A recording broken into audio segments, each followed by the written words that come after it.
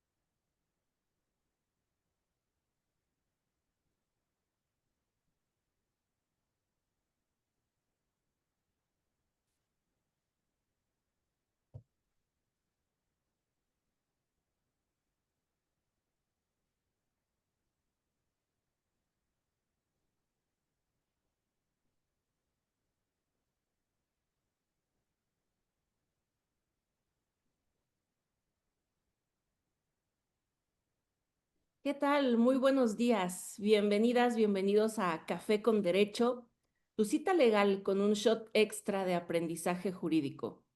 Hoy es el capítulo número 25.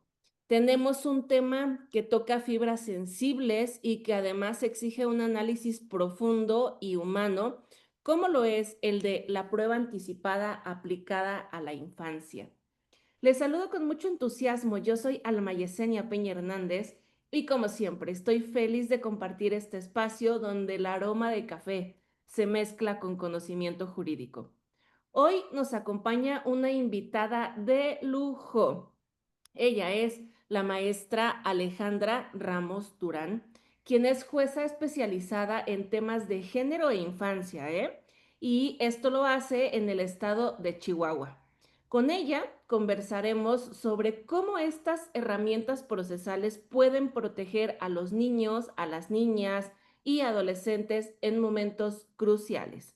Así que prepara tu taza de café, porque lo que aprenderemos hoy no solo es de derecho, sino también de conciencia y compromiso con la niñez. Comenzamos. ¿Qué tal, Alejandra? Muy buenos días. ¿Cómo estás esta mañana?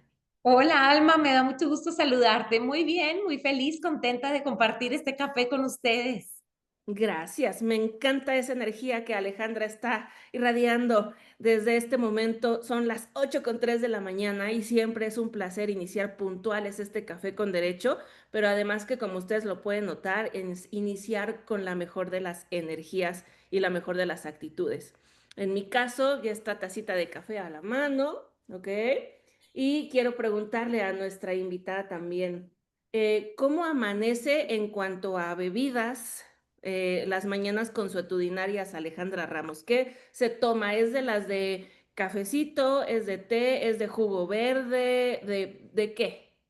Café negro, Alma. En cuanto despierto, lo primero que hago es prender la cafetera y un buen café de grano molido, ahí mismo de esas cafeteras que te muelen el grano para que salga el aroma muy, muy rico.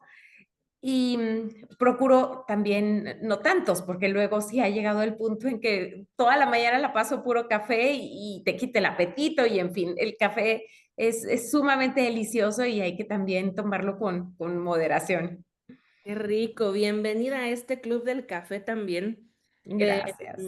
Que además comparto contigo totalmente esta perspectiva de, o sea, yo me paro todavía somnolienta, camino un poco zombie a la cafetera, pero la pongo y luego ya que si me baño, que si me arreglo y todo, pero me hiciste recordar justamente ahora que nos compartes tu rutina, el qué rico es con el aroma de café estarte arreglando, estar haciendo los preparativos, ¿no? De la mañana, porque la verdad es que ahorita diría como bendito sentido del olfato, cómo nos activa, ¿no? Nos da para arriba, para abajo, puede provocar muchas cosas. Así que pues justo sensorialmente ahora todos vamos a disfrutar esta primera taza de café, ¿vale? Em, pues bueno, todos salucita, vamos a decir salud en esta primera Salud. ocasión con nuestro café. Y mira qué bonito nuestro público ahí con las tazas, con cafecito, todos diciendo salud, muy bien. Obviamente perdonamos a las y los que van manejando. Ustedes enfocados en el volante, por favor, nada más escúchenos y muchas gracias por la transmisión, más bien por la conexión, perdónenme, por la conexión a todos ustedes. Entonces, mm, tenemos un súper tema, en el del que me encantaría que nos estuvieran acompañando, y si no, por favor, también a las personas desde Facebook Live que nos están viendo, puedan en sus redes compartir esta transmisión, porque fíjate, Ale, te cuento que en la mayor parte de nuestro público tiende a pegarle a temas de derecho penal. Al menos tu servidora es apasionada del tema penal, y yo siempre hago la broma de decir que yo al civil no le pego nada, no podría ni divorciar a mi mejor amiga, no sé ni hacer eso. Y eso que fueran los dos de facilito, ¿no? O sea, ni a eso le sé. Lo mío es penal.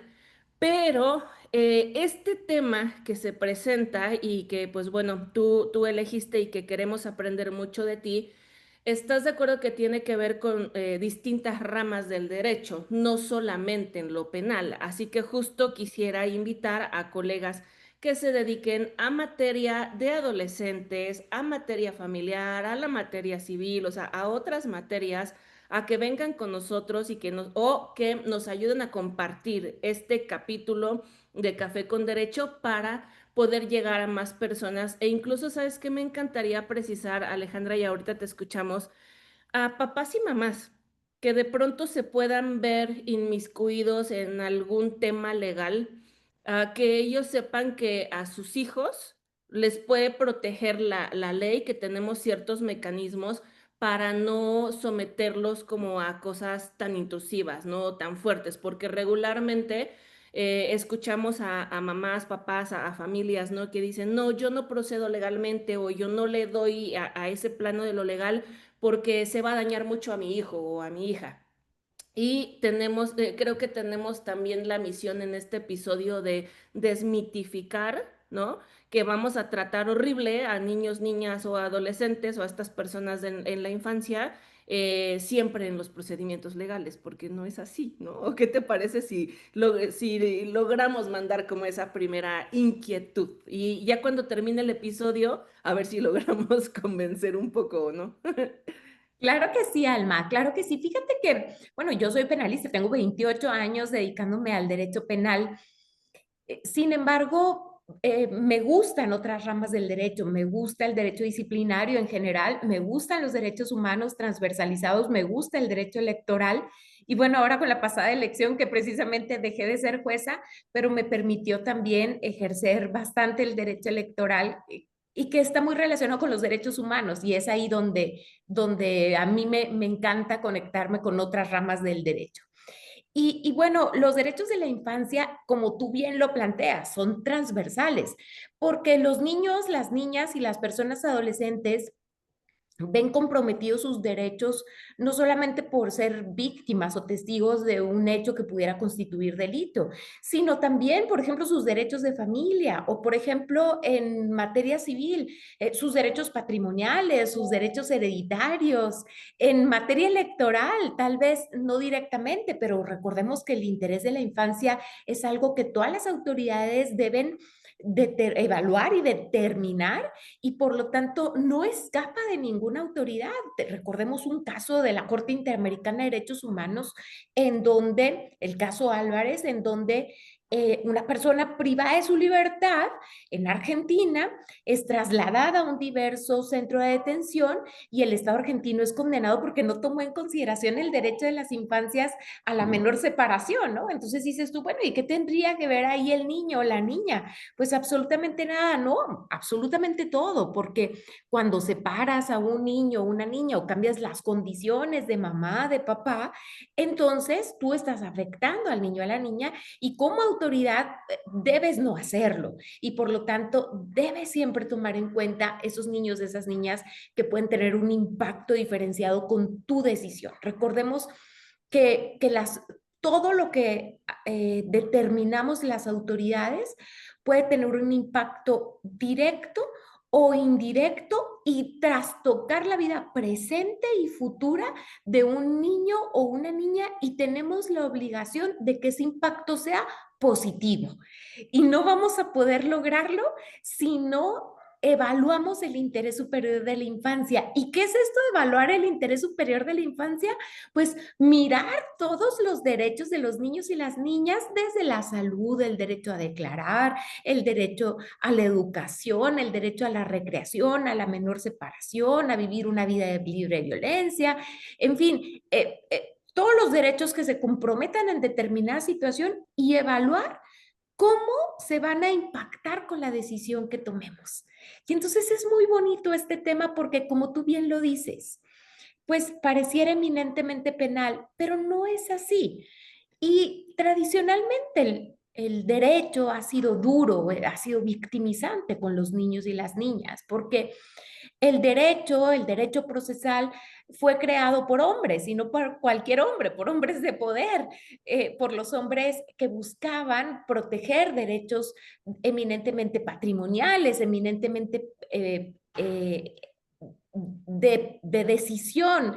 Incluso podemos decir, en los países en los que se desarrollaba el derecho, eran países imperialistas que lo buscaban con un mecanismo para preservar su afán de expansión. Entonces, el derecho no es pensado en los hombres que no tienen poder, ni en las mujeres, y mucho menos en las infancias. Y es creado entonces desde un adultocentrismo y de una visión patriarcal y de poder.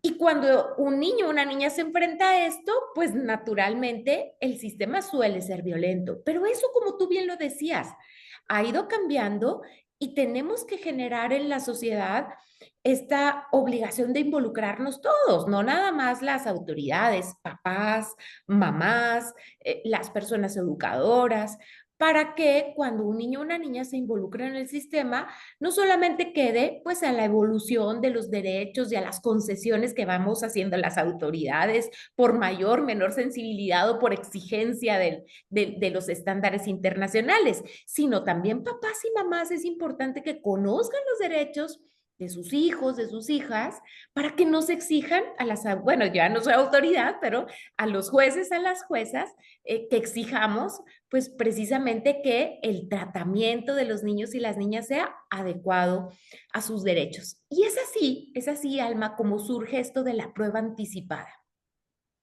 Oye, Ale, te interrumpo, vamos a ir Bueno, a shot de café, comentario, pregunta o algo que queramos externar. También te comento que, bueno, le comento, perdón, a nuestro auditorio que nos pueden poner en los chats de Facebook o en el de Zoom los comentarios, inquietudes, preguntas que ustedes tengan y con todo gusto yo se los voy parafraseando a nuestra invitada.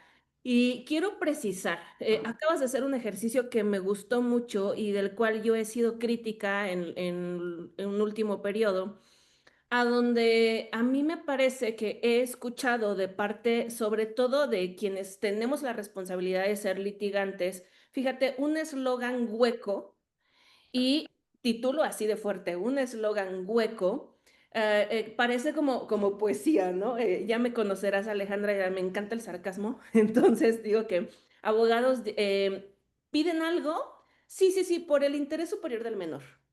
Y entonces, no sé qué, por el interés superior del menor. Y por el interés superior del menor. Y a eso me refiero con eslogan hueco. Porque te avientan la frase como diciendo, ah, ya, porque le dije la frasecilla, pensemos, a jueza Alejandra, entonces ya ella que haga el ejercicio y ella que todo. A ver, ok.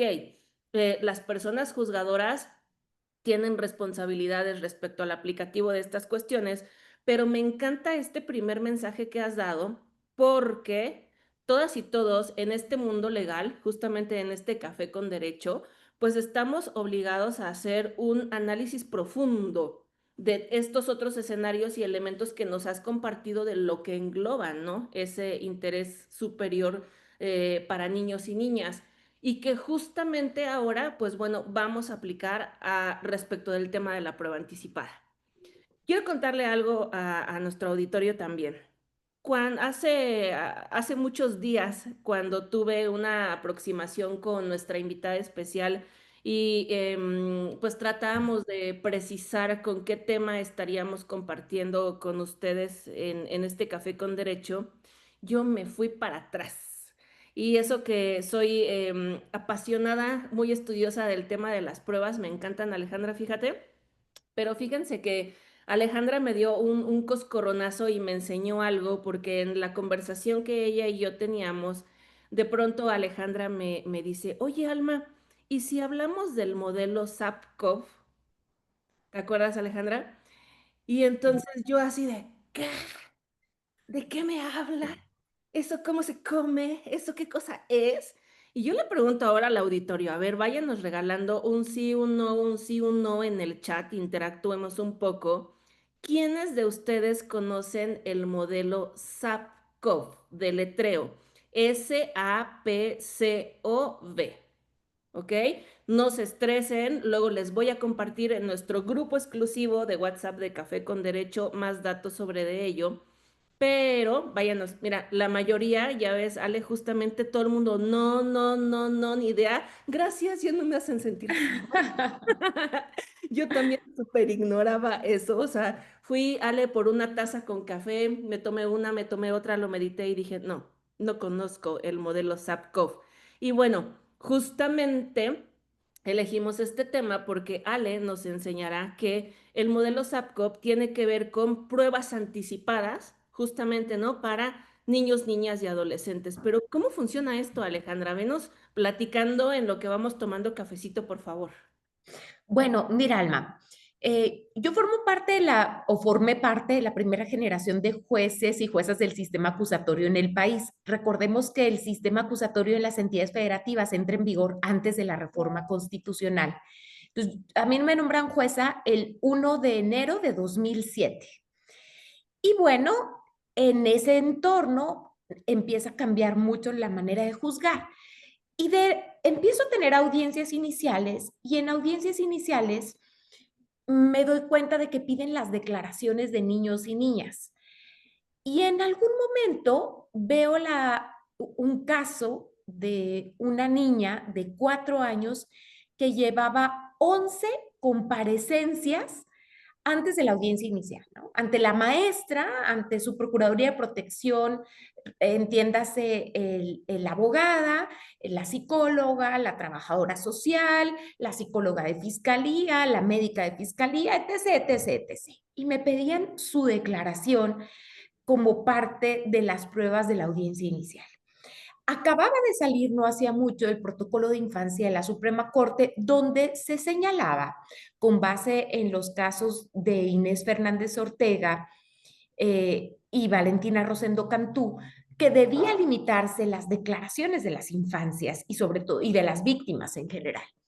Y entonces yo le pido a la defensa que me justifique las razones de la declaración y me dice, no tengo que abrirlo. Le digo, no, aquí sí, porque usted lo que va a hacer es presentar o pedirme que presentemos un niño o una niña y para extraer información que ya se extrajo y tendría que haber una razón suficiente para hacerla comparecer y exponerla a esta situación que puede ser traumática.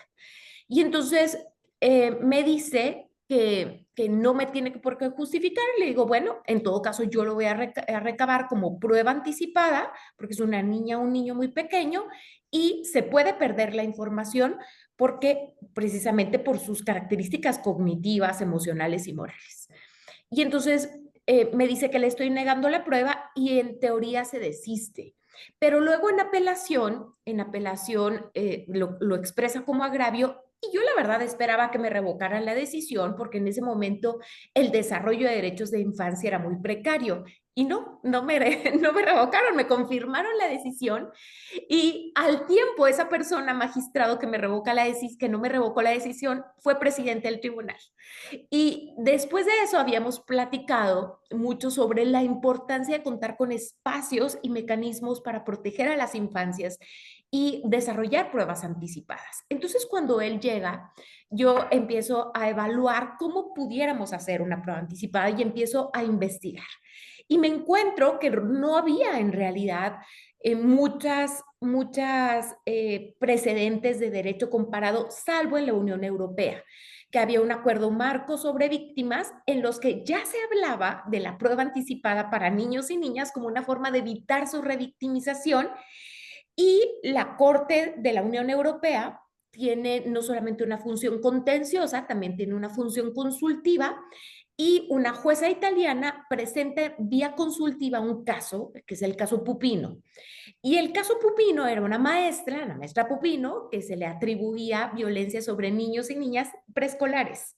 Y entonces, lo que le pregunta la jueza italiana a la Corte de la Unión Europea, hay que ver, no es la Corte del Tribunal Europeo de Derechos Humanos, de la Unión Europea. Y le pregunta si esa prueba anticipada también es aplicable para niños y niñas, aunque no sean delitos de violencia sexual u otros delitos que pudieran entenderse más graves. Y la Corte le dice que sí, porque es el mecanismo adecuado para evitar su sobreexposición al sistema. Y en ese sentido, con ese precedente, empezamos a desarrollarlo. Y veíamos, bueno, que podíamos hacerlo a través de una cámara de Gesell, tal vez una sala lúdica previa, etcétera. Yo soy profesora, entre otras instituciones, de la Escuela Libre de Derecho y en ese entonces coincide que me corresponde mi clase anual de la Escuela Libre de Derecho y alguna de mis alumnas me pregunta, oiga maestra, ¿y qué opina de la prueba anticipada en casos de infancia? Y bueno, yo le explico todo esto y al final de la clase se acerca a mí y resulta que es la actual directora de la ODI, Mariana Gil. Y en aquel tiempo era abogada solamente de la ODI. Me dice, oye, ¿puedes hablar con la directora de la ODI sobre esto?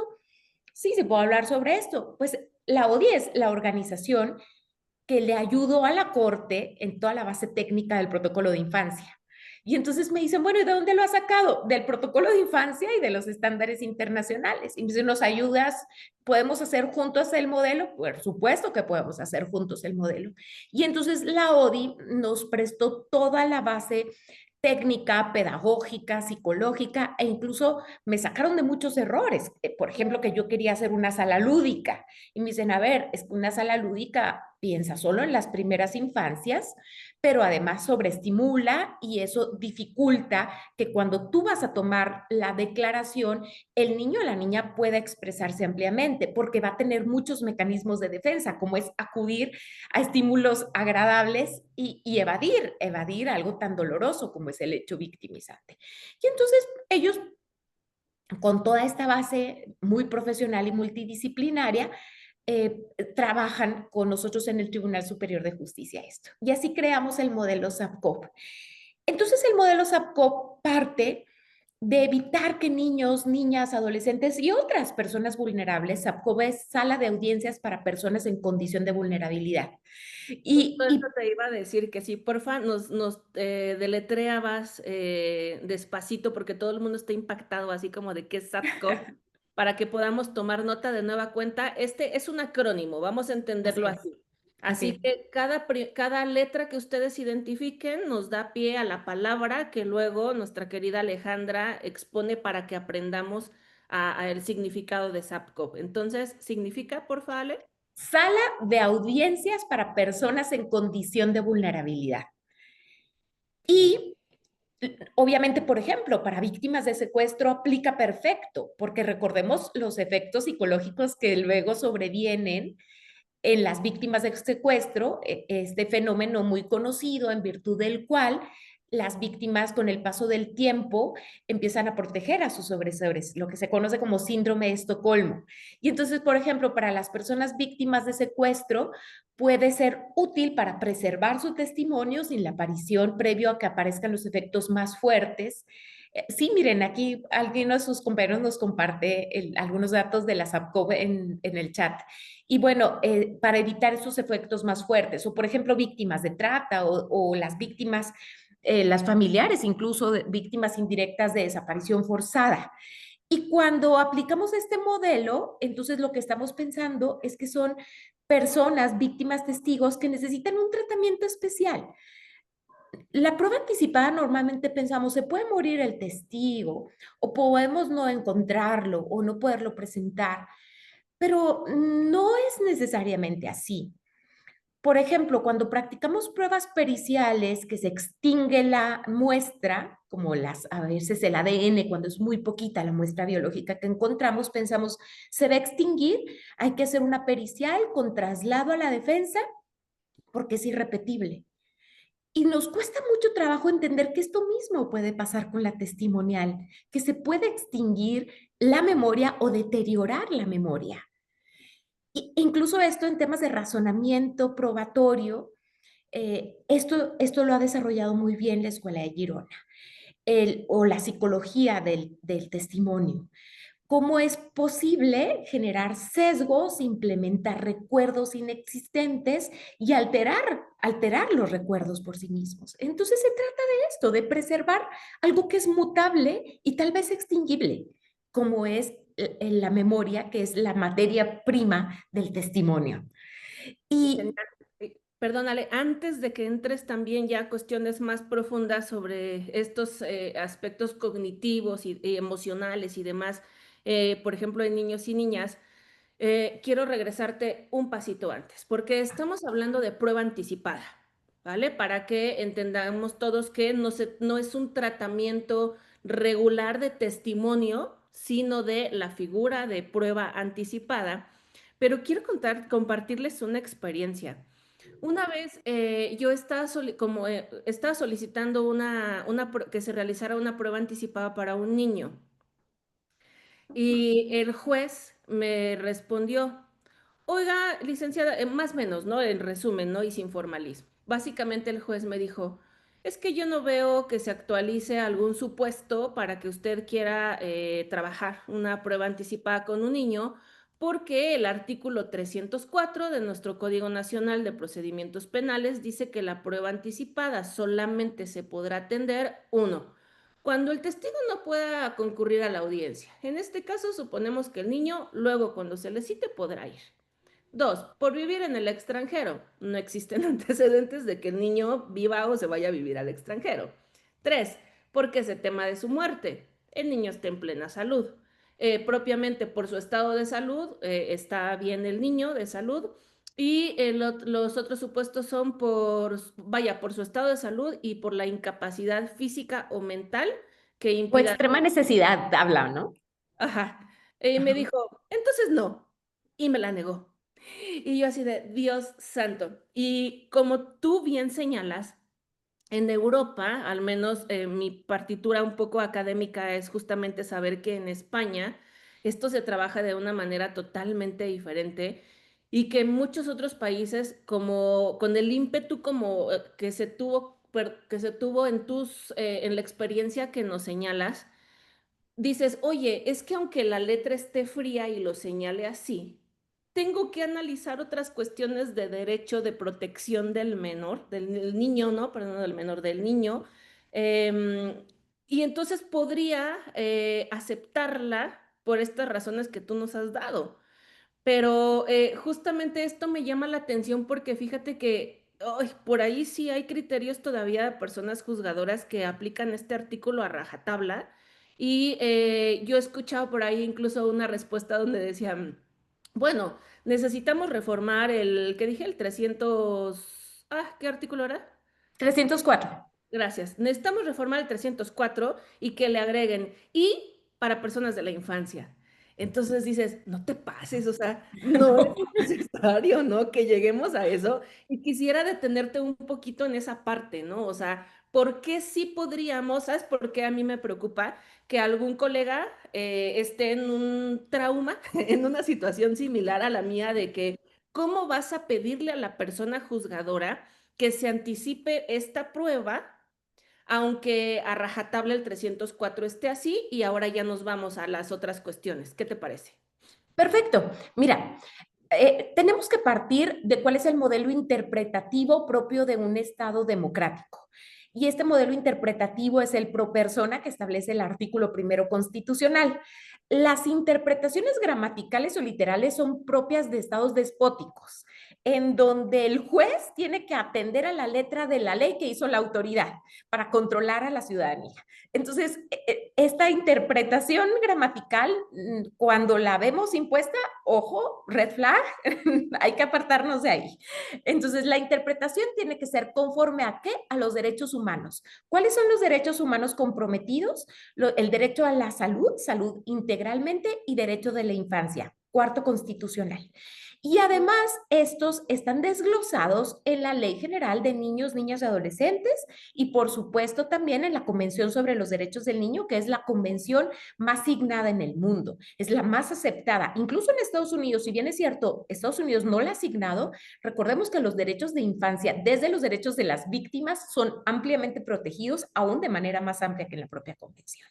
Y en ese sentido, ¿cuál es la interpretación? Los derechos de los niños y las niñas es a ser protegidos.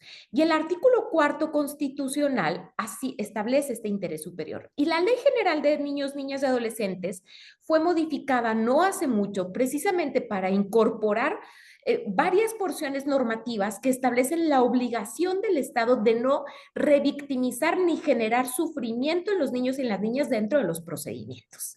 Y si la repetición de la declaración, que por sí misma implica una reevocación del hecho, es decir, recordarlo y por lo tanto al recordarlo, sufrirlo de nueva cuenta, la reexperimentación por sí misma, entonces ese deber es muy claro.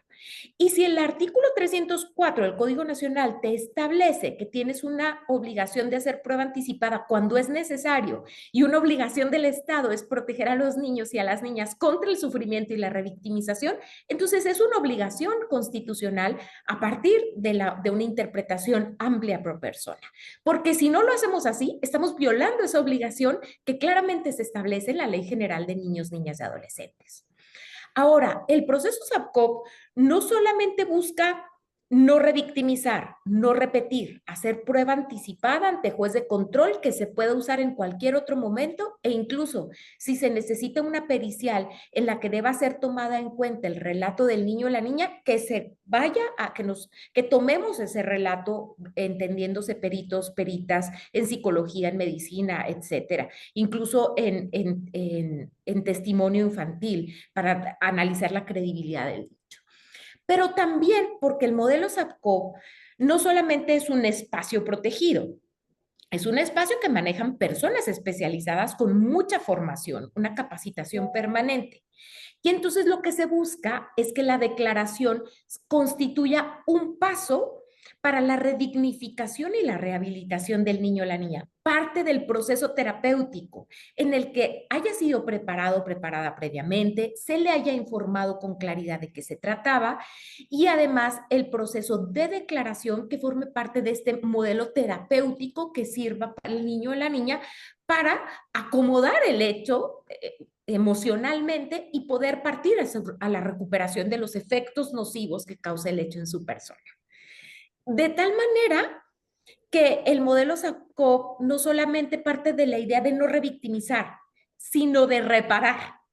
Si me doy cuenta que hay un niño o una niña víctima o testigo que está afectado por esa experimentación, entonces lo voy a abordar de tal manera que esa declaración va a ser parte de ese proceso terapéutico. Y si va a volver a declarar, solamente será sobre nuevos hechos que revele en su proceso terapéutico ya individual o bien sobre nuevos aspectos que deban ser tomados en consideración de acuerdo a otras pruebas y que pudiera preguntársele sobre ellos. Entonces, no se trata necesariamente de prueba única, pero sí de únicas intervenciones con relación a los hechos concretos sobre los que se pretende abordar al niño. Entonces, el modelo SAPCOP que trata, prepararle, conocer si está listo, si está lista, explicarle el modelo y una vez que se tiene la certeza de que está preparado, preparada para declarar, llevarle a un espacio. ¿Qué busca ese espacio?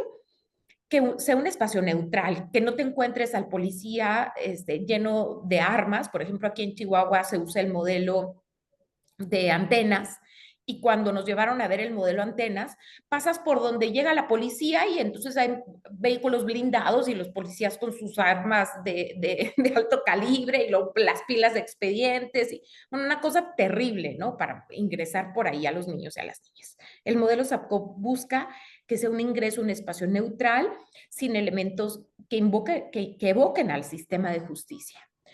Luego de esos espacios de tránsito, una sala de espera, que bueno, yo hubiera pensado una sala lúdica, me sacan de mi error y me dicen, no, tiene que ser como un espacio más familiar, más cálido, más neutro, es como una estancia, una salita de casa, y tiene elementos lúdicos, pero no sobreestimulantes.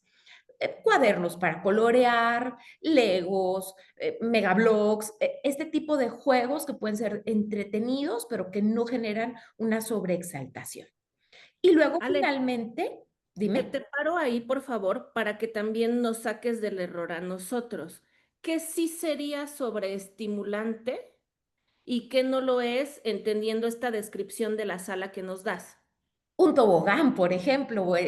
un sub y baja, videojuegos, pues no sé, a mí todavía me tocaron los primeros videojuegos. Yo fui de la época de los precursores del Atari. Entonces, Muy bien. recordaremos Están duros, quienes ¿no? fuimos víctimas del vicio del videojuego. Es, lo peor que le puede pasar a un niño es que lo separes del videojuego.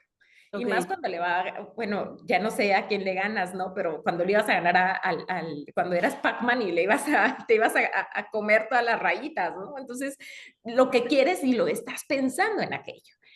ya. Vaya, algo que te atrapa en la diversión y que te resulta muy difícil de desligarte de esa adrenalina y de esa emoción que te causa el juego.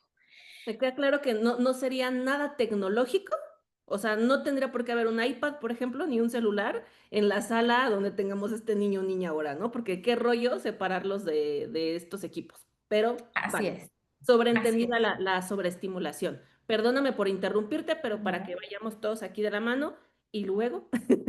Y luego, bueno, cuando ya es el momento de desarrollar la prueba, se le pasa a un lugar que es la sala de escucha. Esa sala de escucha se conecta por audio y video con la sala principal. Las personas en la sala principal ven al niño o a la niña, le escuchan, pero el niño o la niña no le escucha. Y va a recibir el testimonio a través de una persona especialista. Hay un caso muy interesante, que es el caso VRP y otros contra Nicaragua, que resolvió la Corte Interamericana de Derechos Humanos, en el que establece que no deben ser los operadores, operadoras del sistema de justicia quienes tomen las declaraciones de niños y niñas, porque simplemente nuestra formación no es pedagógica ni psicológica, aunque podamos tener habilidades. A mí me encantan los niños y las niñas, sin embargo, no por eso he desarrollado los conocimientos y las competencias necesarios para abordarles en caso de una crisis o en cualquier situación que pueda presentarse. Y entonces eso hay que dejárselo a los especialistas. Y las declaraciones las toman especialistas, especialistas que además tienen una formación muy sólida. Los especialistas de SAPCOPTI aquí tienen 5 o 6 años preparándose para ser las mejores personas y además pasaron filtros, muchos filtros para determinar quiénes iban a ser las personas especialistas de SAPCOP.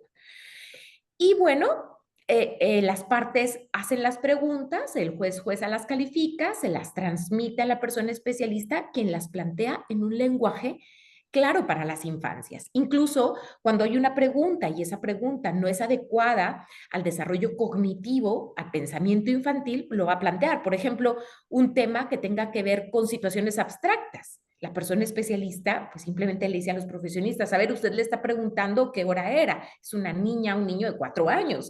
No le va a poder preguntar qué hora era, porque eso es un concepto abstracto. Y entonces les va orientando, ¿no?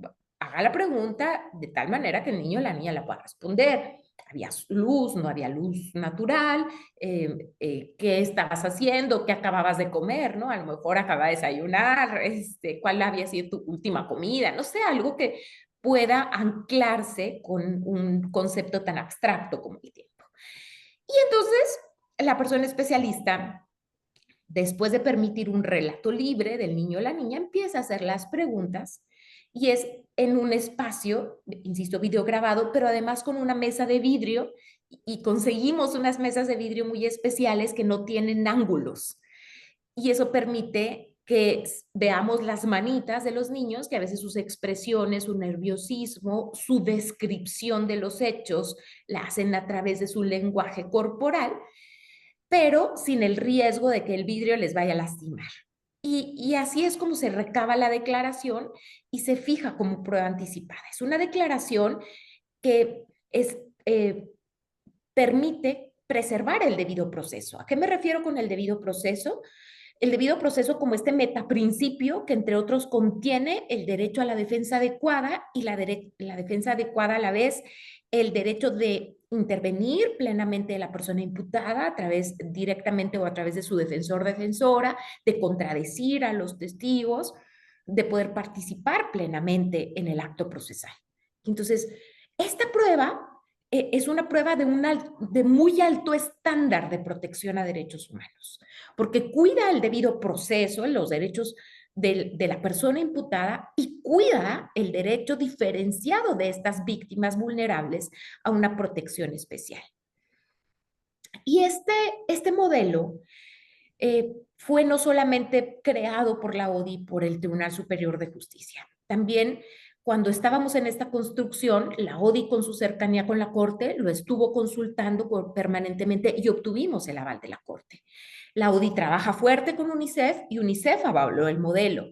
Incluso cuando presentamos el modelo, el representante de UNICEF en México dijo, este es el mejor modelo que yo he visto en el mundo sobre protección a declaración infantil. Y luego me invitaron al Congreso Internacional de Infancia, que se llevó a cabo ese congreso, lo hacen cada 2 años, es un continente por día, es una semana, y me invitaron a ese congreso y lo que se presentó en Latinoamérica fueron modelos de protección para niños en declaraciones procesales.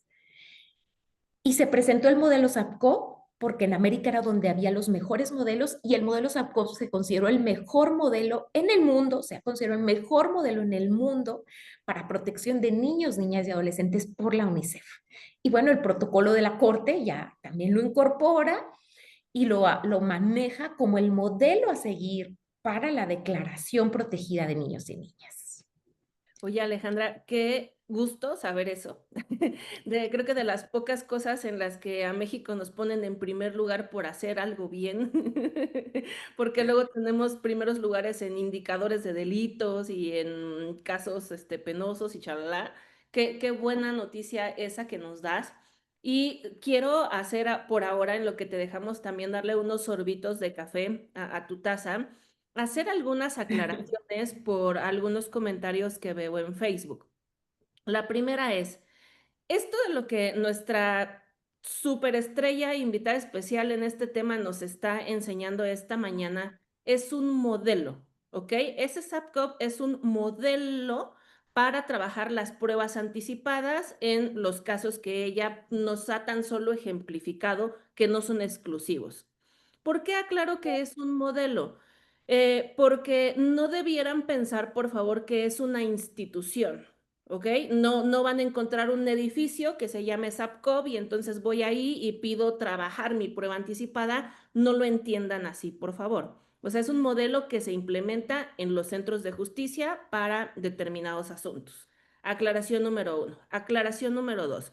Por ahí algunos abogados, por ejemplo, Florencio nos comparte un criterio jurisprudencial y entre otros comentarios que hacen sobre no son los casos de prueba anticipada, querido Florencio, sino otros se refieren a, te comento, porque sé que tú estás concentrada en lo que nos compartes y yo soy la que va leyendo el chat.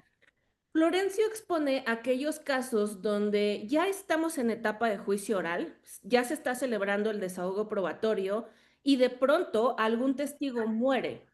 Y entonces, ante esa situación, incorporamos por lectura, ¿ok? El testimonio, la entrevista de esa persona que falleció. Pero se entiende que esos supuestos, querido Florencio, son sorpresivos, o sea, ninguna de las partes puede prever esto, y ante la muerte sorpresiva de tu testigo, entonces, con el fundamento y motivación conducente en ese momento, se solicita la introducción de esa prueba por lectura, pero es Así, porque de pronto murió. Los casos de prueba anticipada que señala nuestra querida Alejandra, siempre la prueba anticipada se preverá para etapas previas, por eso se llama anticipada, ¿de acuerdo? así Porque es. se prevé para etapas previas y porque justamente lo que no queremos es que el niño o la niña esté acompañándonos en todas las audiencias, en el procedimiento, que llegue hasta juicio, o sea, evitarle. Miren, si para nosotros como MPs, asesores, defensa, es bien pesado aventarte todas las etapas y llegar hasta juicio, imagínense un niño o niña. Entonces, cuidado, Florencio y otros colegas, porque ese supuesto es distinto de los de prueba anticipada que estamos exponiendo justamente y que caben en lo que se refiere, Alejandra, a modelos SAPCO. Ahora, Ale, te decía, pues la mayoría de nuestro público somos litigantes y tenía que llegar el momento en el que nos sale el yo litigante y estamos pensando ahora en, tú decías, bueno, personas súper capacitadas con este perfil experto son quienes están ahí con la niña, por ejemplo, y la conducen en este momento. Llega la hora, como buenos litigantes, de preguntar, oiga, maestra Alejandra, ¿y qué tipo de preguntas se hacen? ¿Abiertas, sugestivas, cerradas o de cuáles? Ya sabes, estamos pensando en técnica de litigación. Y la otra gran pregunta es, ¿y mi principio de contradicción? ¿Y yo cómo voy a contrapreguntar ante este desahogo? Tiene que ser porque son las 8:46, pero ya tomamos café y nos prendemos con las preguntas tan litigiosas. ¿Qué dices? Este modelo precisamente preserva, como te comentaba, el debido proceso en su vertiente de defensa adecuada y en su especie, digámoslo, de derecho a contradecir. Entonces, ¿por qué lo preserva? Lo preserva porque lo permite, pero lo permite de manera diferenciada. Es decir, tomando en cuenta que es un derecho de la defensa extraer toda la información necesaria, pero sin lastimar a un niño o una niña. Yo recuerdo uno de los casos que tomamos en consideración para desarrollar la sala, en donde estaba un niño pequeñito en sala y le pregunta al defensor, ¿tú sabes lo que es un mentiroso? Sí, entonces tú eres un mentiroso. No, bueno, pues imagínate cuando le dices esto a un niño de 5 o 6 años, ¿no? Un adulto con un, pues lo desarmas, ¿no? O recuerdo otro caso donde el niño empieza a declarar y luego lo tenían en una pantalla, pero el niño sí veía lo que estaba pasando y de pronto una voz le dice, hijo, soy tu papá, ¿por qué dijiste todo eso? ¿Me puedes decir por qué dijiste todo eso? Yo ya voy a salir de aquí, voy a ir a verte y me gustaría volver a estar contigo. Entonces, pues imagínense el niño no va a entender, no es cierto que mi papá va a salir, porque lo que dije fue suficientemente contundente y eso nunca lo va a pensar un niño. Un niño va a pensar, va a salir y me va a volver a hacer esto, ¿no? Y aparte la ambivalencia, que es parte también de las emociones y sentimientos de los que se valen los agresores. Y entonces el niño en ese momento dijo, no, papi, perdóname, me confundí, no es cierto, todo lo que acabo de decir es mentira. Y entonces Pobre debemos niño. entender que el impacto diferenciado en el contradictorio que tiene un niño o una niña que no comprende aspectos abstractos como son el sistema de justicia y lo que sí comprende un adulto. Entonces, ¿cómo se hace el contradictorio? Se presentan las partes ante el juez o jueza y la persona especialista. Y entonces el Ministerio Público, bueno, primero el niño o niña hace un relato abierto, porque es víctima además, y las víctimas tienen derecho a declarar. Hace un relato abierto. Con base en el relato abierto del niño o la niña, se presentan las partes con la persona especialista y dice, el Ministerio Público va a preguntar esto, esto, esto. Y la persona especialista va puntualizando. Esto no se lo puedo preguntar porque no lo va a entender de acuerdo a su desarrollo. O sí lo va a entender, pero si se lo planteo de esta manera. Y entonces la especialista hace las preguntas y las construye atendiendo al pensamiento, las emociones y la moral infantil. Y luego la contraparte igual. Le dice, bueno, pero usted le va a extraer esta información y puede plantearlo a través, por ejemplo, de una pregunta sugestiva, pero siempre y cuando sea acorde al pensamiento infantil. Y entonces esta persona especialista va a llevar esas preguntas de manera tal que no busque intimidar ni coaccionar al niño o a la niña, sino lo que busca el sistema de justicia penal, que es extraer la verdad de los hechos. Podemos pensar, esto va a permitir o a permear muchas situaciones de mentira, manipulación, de llevar a los niños al conflicto parental, pues de una manera muy superficial pudiera decirse que no. Pero cuando estamos frente a una persona especialista que trabajó con un niño o una niña y estamos manejando el pensamiento infantil, comprendiéndolo, esto es muy complicado. Yo recuerdo un caso de una niña, a mí me tocó en juicio oral, en el que el contexto familiar de la niña apoyaba al agresor y llevan a la niña a retractarse. Y entonces la niña empieza a declarar y dice, bueno, yo en realidad dije esto porque yo quería que fulanito se alejara de nuestras vidas. Y le pregunté al Ministerio Público a través del especialista, ¿y tú cómo sabías que eso era adecuado para que se alejara de tus vidas? No sé, ¿y tú por qué pensabas que eso iba a ser suficiente? No sé, me imaginé. ¿Alguien te lo dijo? No, no, no, mi mamá no me dijo nada. Entonces, bueno, fue saliendo en la declaración y luego también el hermanito, ¿no? Que también va y se retracta y no, es que no es cierto que yo lo que vi no es cierto eso. A mí me dijo mi hermanita que yo lo dijera y yo le hice caso. Bueno, entonces empieza a salir en la declaración pues situaciones que no son propias del pensamiento infantil y naturalmente en ese caso, a pesar de que la víctima misma se retractó, de que el hermanito que era el testigo presencial se retractó, pues se retractan por razones pues que en realidad no comprendían, sino claramente eran impuestas por el entorno adulto. De tal manera que deberíamos de tener como mucha confianza en el modelo cuando el modelo está bien operado. Es decir, cuando el modelo está dirigido no a cuidar los intereses de mamá o papá o mundo adulto alrededor, sino cuando el modelo está pensado para que la declaración se desarrolle, cuando el niño o la niña esté preparado para qué, para hablar de su experiencia y hablarlo desde la rehabilitación a partir de su experiencia. Y para eso es la persona facilitadora también, para extraer la verdad de los hechos. Y eso también quita muchas tentaciones de poder introducir a los niños al conflicto parental, porque es un modelo que va a buscar no favorecer al conflicto parental desde la postura de quien esté más cerca del niño o la niña, sino lo que va a buscar es precisamente es extraer esta información que ayuda al proceso de rehabilitación. Súper interesante, Alejandra.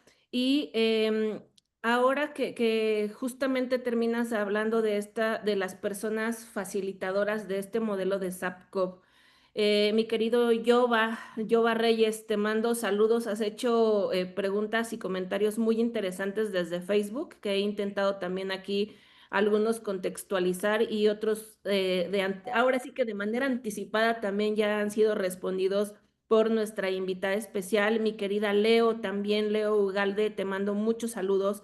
Y Alejandra, estamos ahora en la duda de, tal como plantea también Luis Enrique aquí en Zoom, de estas personas facilitadoras que intervienen directamente con los niños y las niñas. ah, la pregunta es, ¿a quién pertenecen? O sea, digamos, ¿a quién le rinden cuenta, no?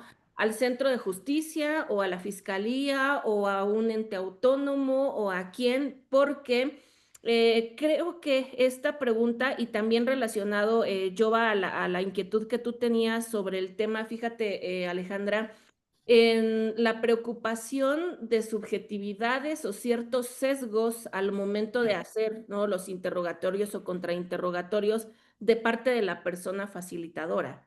Y creo que justamente esta inquietud que tenemos es, por ejemplo, cuando somos personas defensoras en asuntos, ejemplo, de violencia familiar u otros donde tienen que ver niños o niñas, ni siquiera nos dan acceso. O sea, hemos encontrado muchas áreas de oportunidad en fiscalías donde ni siquiera graban, videograban las primeras intervenciones que tienen las psicólogas con las niñas, por ejemplo, y a pesar de que no las graban, no nos invitan, digamos, ¿no? No estamos presentes y aparte luego cuando tú pides alguna intervención, no te la dan, siempre bajo esta premisa de no revictimización.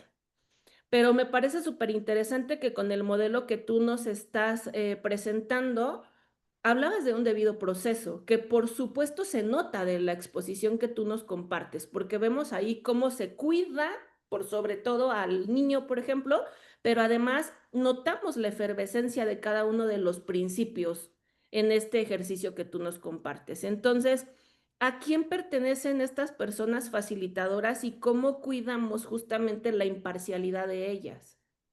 Mira, cuando se inició el modelo SAPCO, está en varias partes del país, incluso en Ciudad de México entiendo que van a abrir 10 u 11 salas nuevas de SAPCO.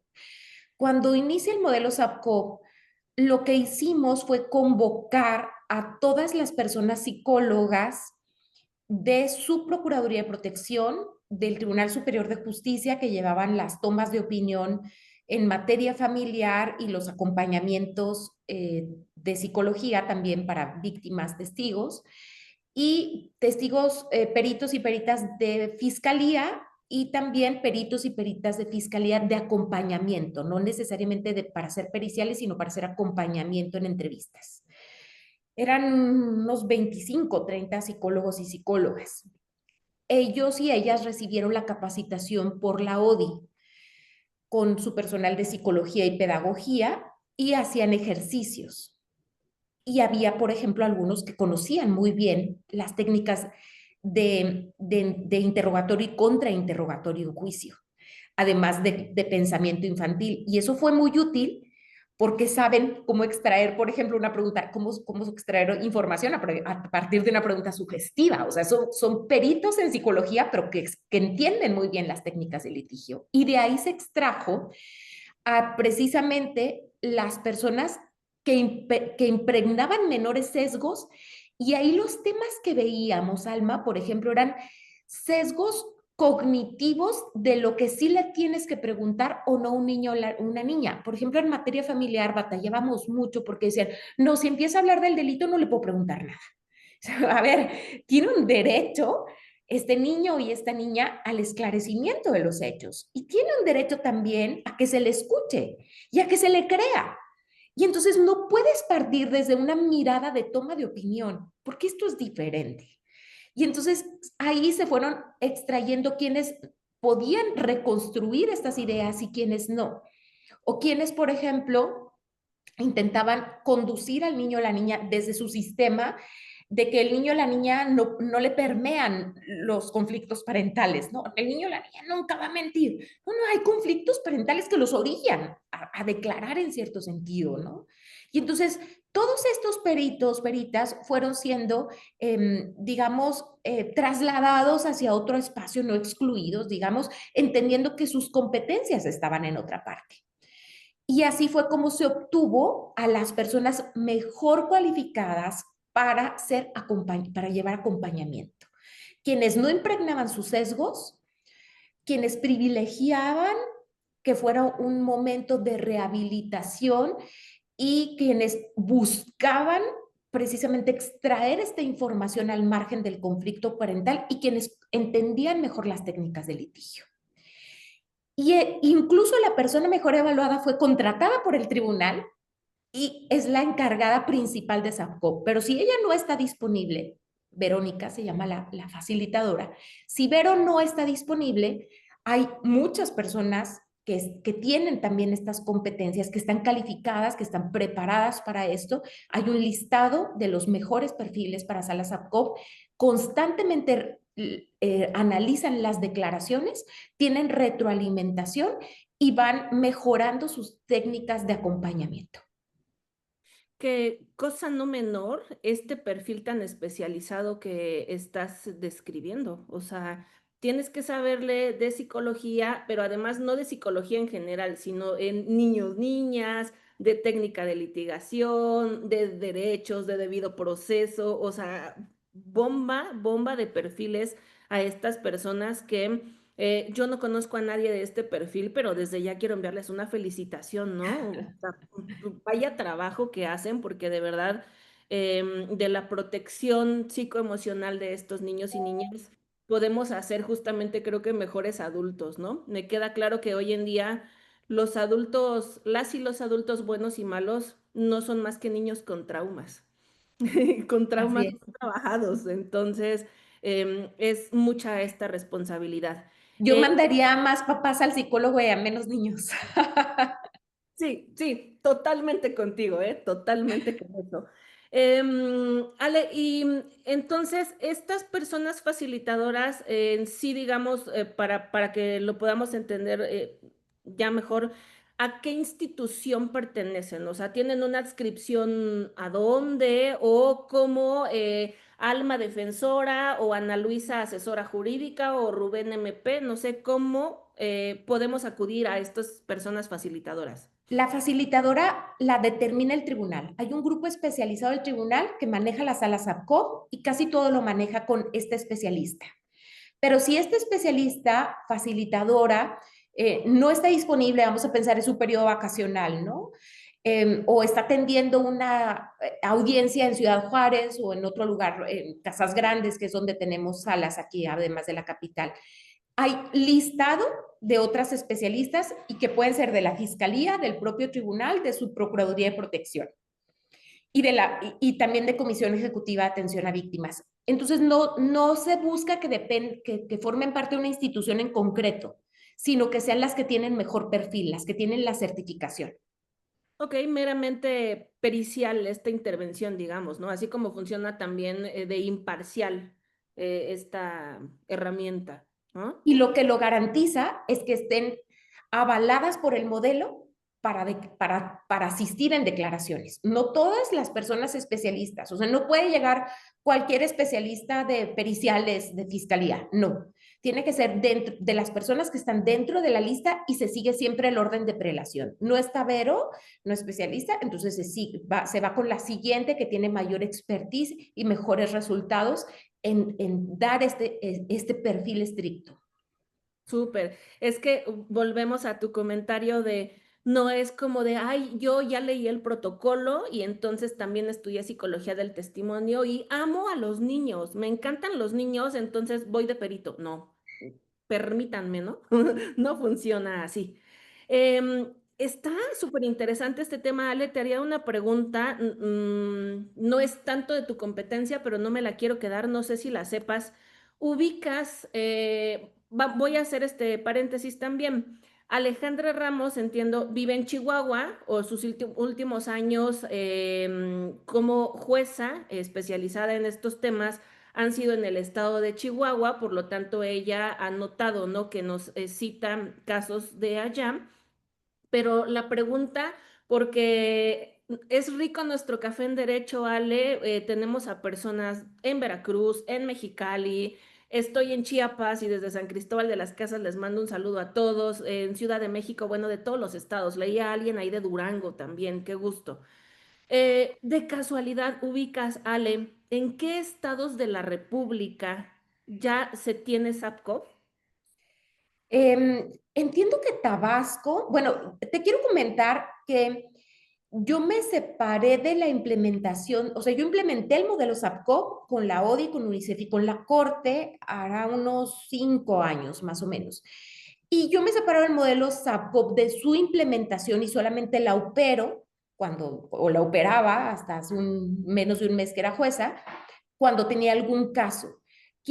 Porque se le asignó a un magistrado, que era el magistrado Rogelio Guzmán, que era el que se encargaba junto con la ODI de llevarla. Pero de pronto me invitan a algunas cosas y sé que estaba en Tabasco, sé que está en la Ciudad de México que iban a abrir 10 11 salas, pero igual te puedo compartir la información y en este WhatsApp que tienes con tu grupo, pero los poderes judiciales que quieran implementarla pueden contactar a la ODI. Si no saben cómo, me pueden escribir, me pueden preguntar y yo les ayudo a contactar a la ODI. Yo tengo contacto permanente con la ODI, formo parte de un grupo especializado en infancia avalado por la UNICEF, entonces siempre ando en estos temas y con mucho gusto les puedo canalizar para que en sus estados implementen esto. Incluso la ODI procura recursos para que sea más fácil implementarlo. Y no es caro en la implementación del sistema, nada caro.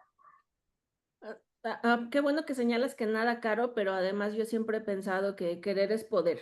O sea, cuando algún titular de determinada institución desea hacer algo, encuentras de qué manera poderlo hacer. Porque como dice la frase, el no ya lo tenemos ganado, ¿no? Pero siempre cuando se tiene buena intención se puede. Fíjate que aunado a lo que comentas, saludo a Armando Morales en Facebook, da un dato que a mí me sorprende. Dice, saludos desde Chiapas y en los juzgados de control y tribunal de enjuiciamiento de Cintalapa se cuenta con una sala. Entendemos, Armando, que con una sala SAPCOP, como estamos atendiendo al tema, y si es así, qué maravilloso ir engrosando esta lista que Alejandra nos comparte también de estos modelos y que sin duda, qué maravilloso sería, ¿no crees, Alejandra, decir, toda la República Mexicana cuenta con este modelo para que podamos llegar también a todas las niñas, niños, adolescentes e incluso en otro tipo de condiciones, como bien nos señalabas al inicio de este cafecito, pues puedan acceder a esta posibilidad, a esta herramienta que sirve de mucho en el proceso. Pues miren, estamos súper interesados en el tema, pero ya son las 9:05 y ya es el momento de poner de nueva cuenta la cafetera y cerrar esta transmisión o iniciar ya con las actividades profesionales. Querida Ale, se nos ha pasado este café con derecho rapidísimo y ha sido de gran aprendizaje.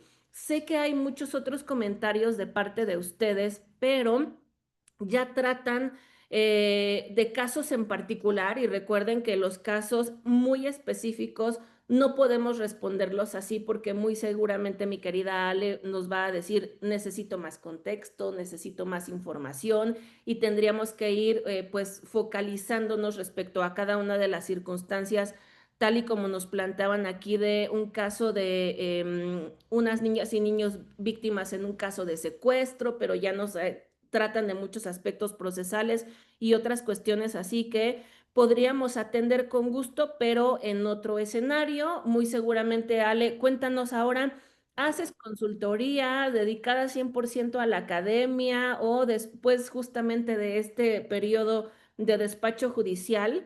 ¿Qué será de ti profesionalmente?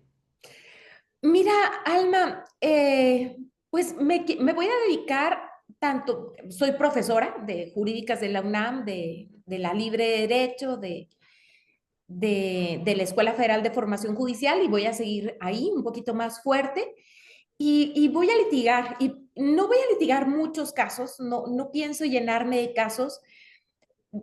Quiero tomar casos, digamos, que me permitan solventar mi vida, pero me gustaría en casos de infancia particularmente y en casos de niños y niñas muy vulnerables, poder tomar sus representaciones.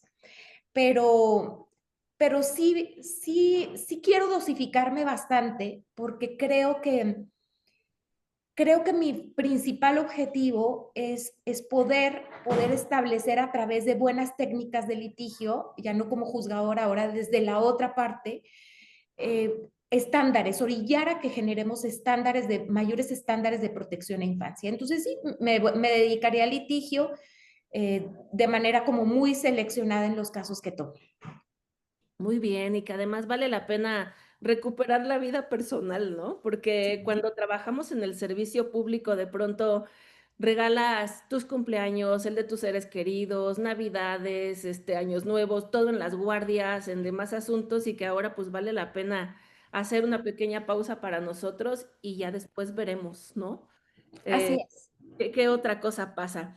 Pues Así. bueno, eh, estamos de verdad pasados en tiempo. Adrián, un favor, nos están preguntando en los chats que cómo hacen para seguirnos en Café con Derecho. Les vamos a dejar la liga para que se sumen a nuestro grupo de WhatsApp, porque ahí les va cuál es la ventaja de pertenecer al grupo de WhatsApp.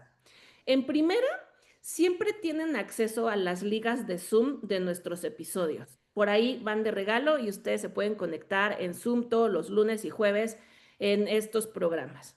En segunda, es que después de cada episodio, compartimos a través del grupo de WhatsApp material de estudio respecto del caso que tuvimos, del tema que tuvimos.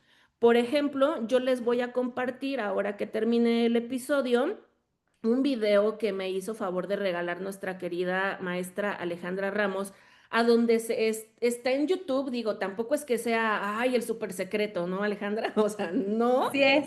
Y te pero paso el protocolo. sí, pero les facilitamos ahí el acceso a la información. Rápidamente, Ale, cuéntanos, estoy abusando de tu tiempo, perdóname, pero ese video que les vamos a compartir, el que está en YouTube, ¿de qué habla? Bueno, es el video donde explica cuáles son las áreas de que se compone una sala SAPCOP y también cuál es la forma o las razones por las que se crea la sala SAPCOP. Te puedo compartir, querida Alma, también el protocolo donde se establece cuál es el fundamento normativo, cuál es el fundamento jurídico de la prueba anticipada y precisamente de esta metodología, y además una pauta donde te establece cómo se debe conducir la audiencia. Te paso todo esto para que lo compartas y si me haces el enorme favor con bueno, con tu audiencia que ahora me recibe tan cálidamente.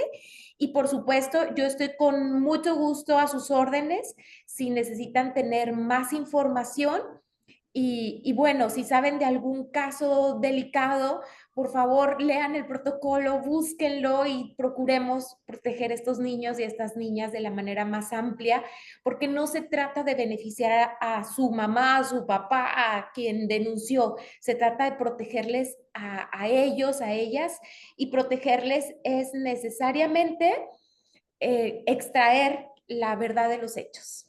Claro, genial. Te vamos a agradecer mucho que también nos puedas compartir eso y yo de inmediato se los mando a nuestro grupo de WhatsApp de Café con Derecho. Y pues bueno, aprovecho para enviarles saludos. Perdónenme por solo citar algunos y además compartirte, Alejandra, muchas felicitaciones. Ah, Hay aquí muchas flores, aplausos, incluso en Facebook también. Estamos todos en modo impactados con la energía tan bonita que transmites en la cámara, a través de la cámara y también con lo que nos has enseñado esta mañana, porque si algo caracteriza a la audiencia de Café con Derecho es justamente esto de pararnos temprano para aprender. O sea, son las 8 de la mañana y estamos aquí tomando apunte, tomando café, tomando apunte, tomando café, pero creo que siempre con la punta de la flecha a miras de ser mejores profesionistas, de ser mejores en el rubro de lo que nos dediquemos y qué más ahora que en la protección de niños, niñas y adolescentes. Entonces, te mandan muchas felicitaciones desde gracias. Tlaxcala, de Durango, de Toluca, Mexicali, Ciudad de México, desde Chiapas, mis paisanos, por supuesto. Mira, tenemos aquí saludos de Ceci desde San Luis Río Colorado, en Sonora. Y bueno, muchos de Mérida, Yucatán, Playa del Carmen, Colima, Guerrero. Bueno, saludos a los MPs de Chilpancingo también, que tengo la fortuna de conocer. Eh, Ay, muchas gracias a todos y a todas por su cariño, por su apertura a estos temas. Muchas gracias, Alma. Gracias a ti, Ale, porque además también con esta exposición que has dado nos ayudas a dar un preámbulo. Fíjate que hoy en la charla contigo me hiciste recordar muchísimo a nuestra querida Carmen Marquina. No sé si la conozcas, Ale. Carmen Marquina es jueza en el estado de Tamaulipas. Y con Carmen Marquina compartimos, ahora me siento como el trampolín para las dos, ¿no?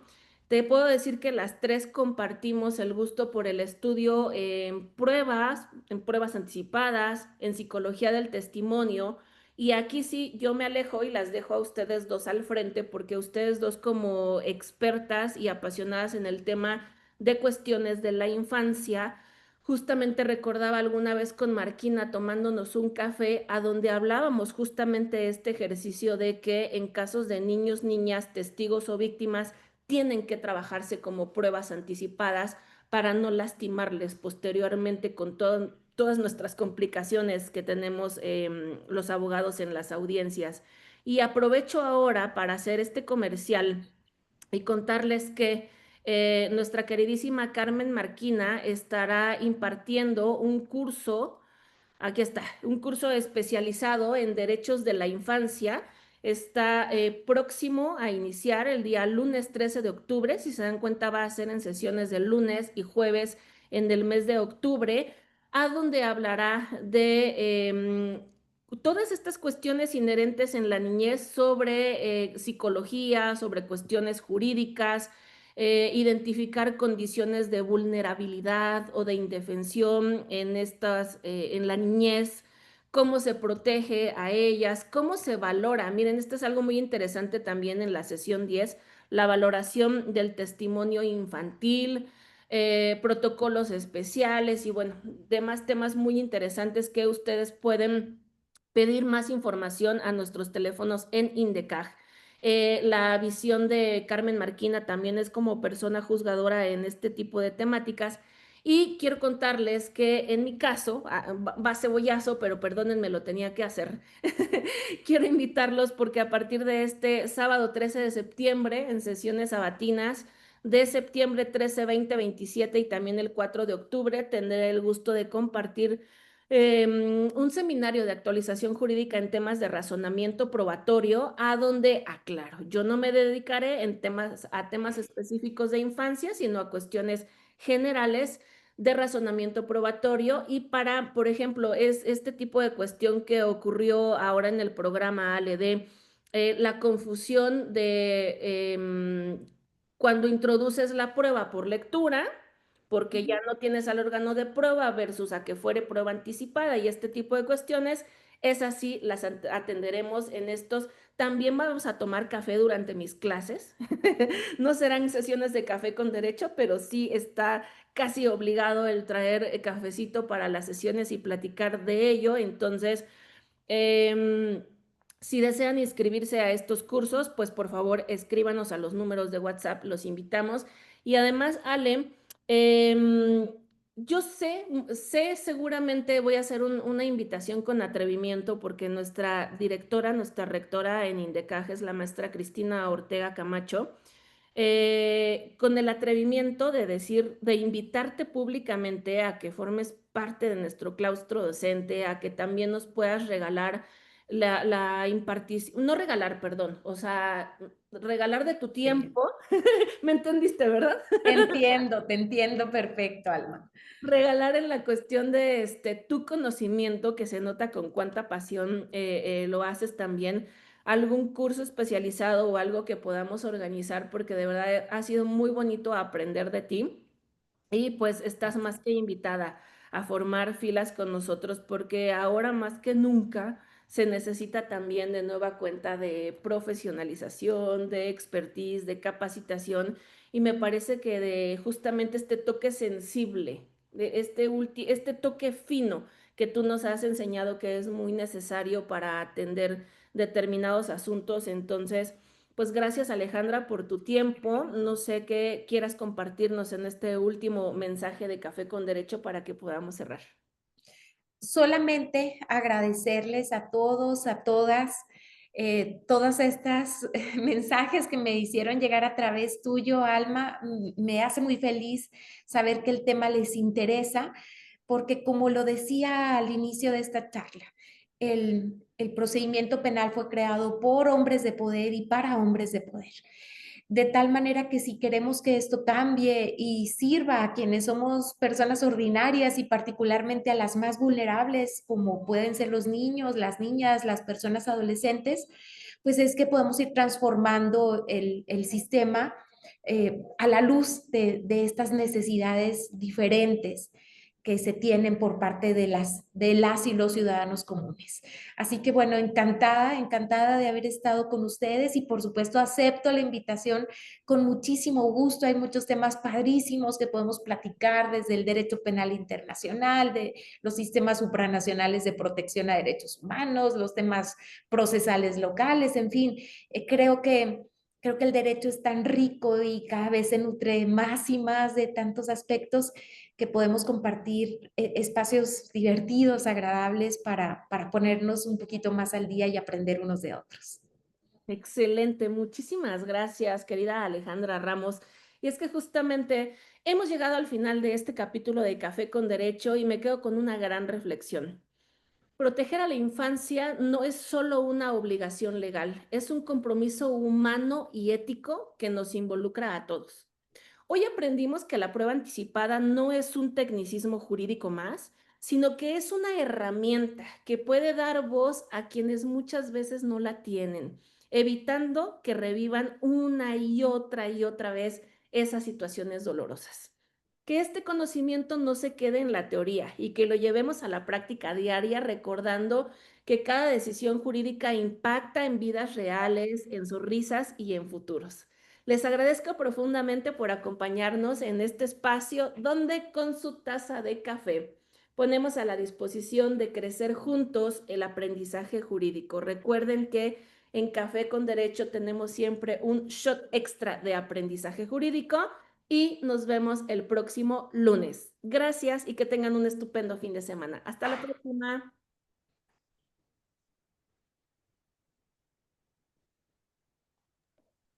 Listo, maestra. Salimos de Face. Muchas gracias, Adrián, por tu apoyo en controles técnicos, como siempre. Ale, un abrazote hasta Chihuahua y Otro seguramente de vuelta, Alma. gracias. Te voy a estar buscando por WhatsApp ahí para organizar cosas muy interesantes. ¿Me lo permites? Sí, sí, sí, padrísimo. Yo aquí estoy pendiente y te mando un beso, un abrazo. Seguimos en comunicación. Gracias a todos y a todas. Gracias. Hasta Qué bonito pronto. programa salió hoy, ¿eh? Qué Ay, bueno. qué padre. Que estén muy bien. Chao.